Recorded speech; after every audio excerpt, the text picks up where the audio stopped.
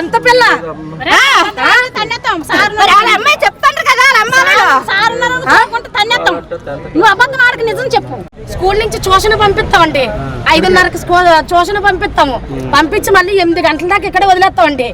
అయితే ఇతను వచ్చి మేడం లేరు, ప్రిన్సిపల్ మేడం లేరట. లేరంటే ఆ టైంలో అసలు వీళ్ళు ఉండరు. కానీ ఎలా వచ్చాడో తెలియదు. పేపర్లు పట్టరమ్మంటే పేపర్లు పట్టుకురావడానికి వెళ్ళిందట. వెళ్తే గణేష్ నోరు మూసాడటండి. గణేష్ నోరు మూసి చెయ్యి పట్టేశాడటండి. గణేష్ నోరు ఎందుకు మూసావురా? ఎంత పిల్ల మాట్లాడు.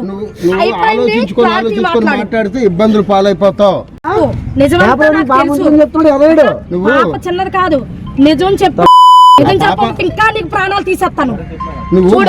నిజం చెప్పు, క్లారిటీగా మాట్లాడు.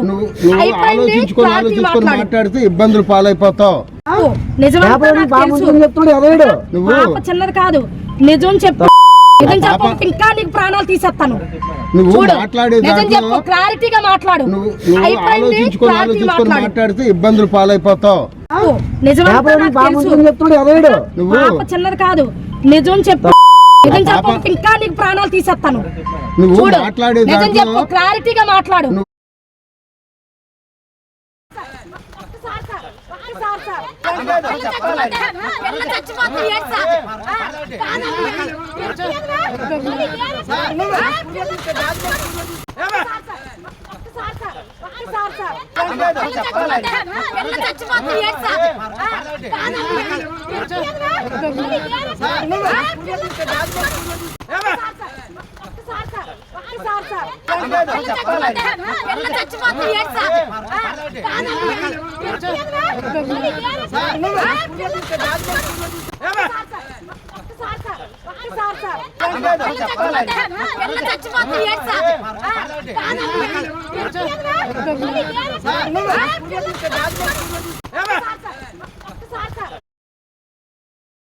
పాప నర్సరీ దగ్గర నుంచి ఇదే స్కూల్లో నేను చదివిస్తున్నానండి.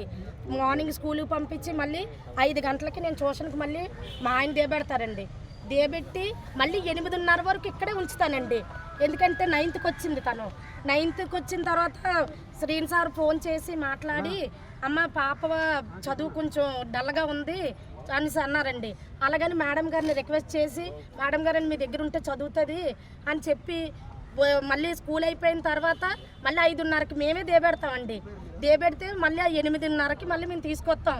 అదే విధంగా నిన్న కూడా జరిగిందండి.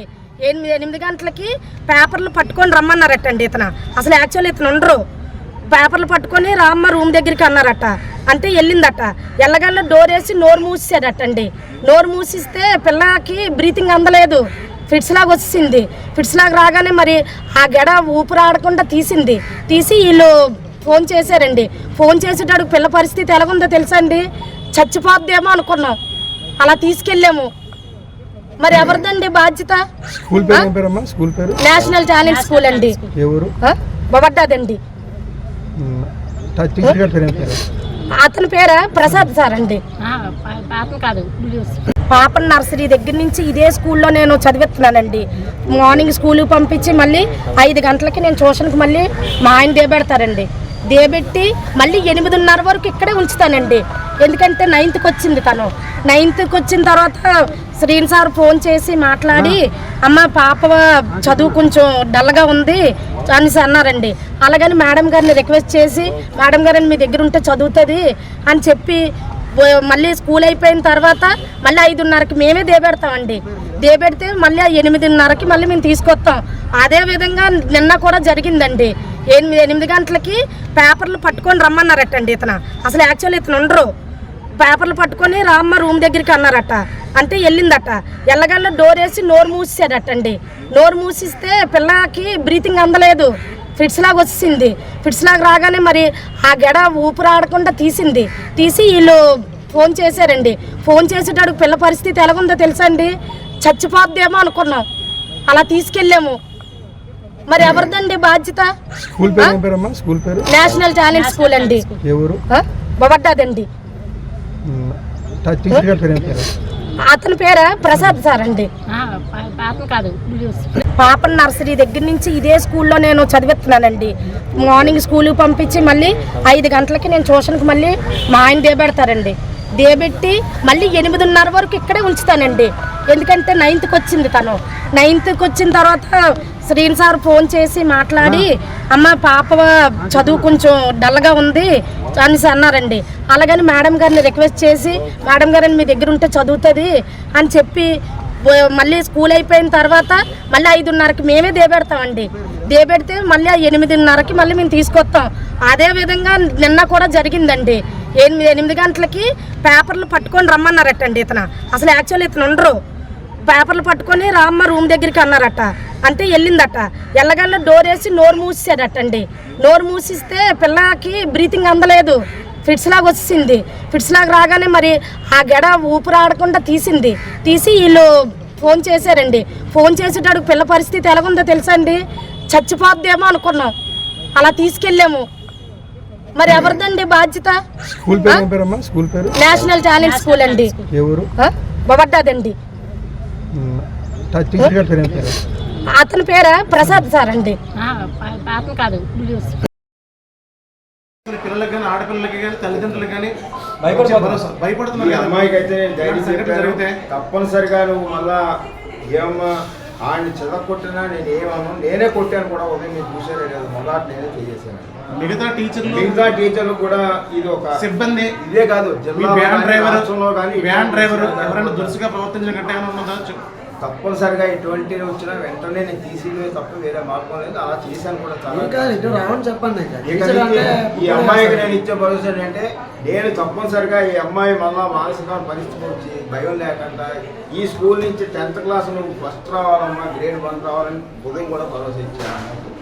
ఈ రోజు ఈ స్కూల్లో చాలా మంది అమ్మాయిని ఎక్కువ మంది జాయిన్ చేస్తున్నారు. ఎందుకంటే దగ్గరగా ఉంటుంది, బస్సులో తోడవడానికి ఏం ప్రమాదం భయపడుతుంటారు. కాబట్టి లోకల్గా ఇది ఉంది కాబట్టి ఇక్కడే ఎక్కువ మంది ఈరోజు నా దగ్గర అబ్బాయిలతో పాటు అమ్మాయిలే ఎక్కువ సంఖ్య కూడా జాయిన్ అవుతున్నారు. వారికి పూర్తి భరోసా ఇంకా మీరు కూడా ఏమైనా సజెస్ట్ చేయండి, తప్పనిసరిగా చర్యలు తీసుకుంటారు. పిల్లలకి కానీ ఆడపిల్లలకి కానీ తల్లిదండ్రులకు కానీ భయపడుతున్నారు. ఈ అమ్మాయికి అయితే నేను ధైర్యం చెప్పాను. తప్పనిసరిగా నువ్వు మళ్ళా ఏమమ్మా ఆడిని చదవకొట్టినా నేను ఏమన్నా నేనే కొట్టాను కూడా. ఉదయం మీరు చూసారే కదా, మొదటి నేనే చేసేసాను. మిగతా టీచర్లు కూడా ఇది ఒక సిబ్బంది, ఇదే కాదు వ్యాన్ డ్రైవర్ ఎవరైనా దురుసుగా ప్రవర్తించిన గట్ట ఏమైనా ఉన్నదా? తప్పనిసరిగా ఎటువంటి వచ్చినా వెంటనే నేను తీసివే తప్ప వేరే మార్గం లేదు. అలా చేశాను కూడా చాలా. చెప్పండి. ఈ అమ్మాయికి నేను ఇచ్చే భరోసా ఏంటంటే, నేను తప్పనిసరిగా ఈ అమ్మాయి మళ్ళా మానసిక పరిస్థితి వచ్చి భయం లేకుండా ఈ స్కూల్ నుంచి 10th క్లాస్ నువ్వు ఫస్ట్ రావాలమ్మా, గ్రేడ్ 1 రావాలని ఉదయం కూడా భరోసా ఇచ్చాను. ఈ రోజు ఈ స్కూల్లో చాలా మంది అమ్మాయిని ఎక్కువ మంది జాయిన్ చేస్తున్నారు. ఎందుకంటే దగ్గరగా ఉంటుంది, బస్సులో తోడవడానికి ఏం ప్రమాదం భయపడుతుంటారు. కాబట్టి లోకల్గా ఇది ఉంది కాబట్టి ఇక్కడే ఎక్కువ మంది ఈరోజు నా దగ్గర అబ్బాయిలతో పాటు అమ్మాయిలే ఎక్కువ సంఖ్య కూడా జాయిన్ అవుతున్నారు. వారికి పూర్తి భరోసా ఇంకా మీరు కూడా ఏమైనా సజెస్ట్ చేయండి, తప్పనిసరిగా చర్యలు తీసుకుంటారు.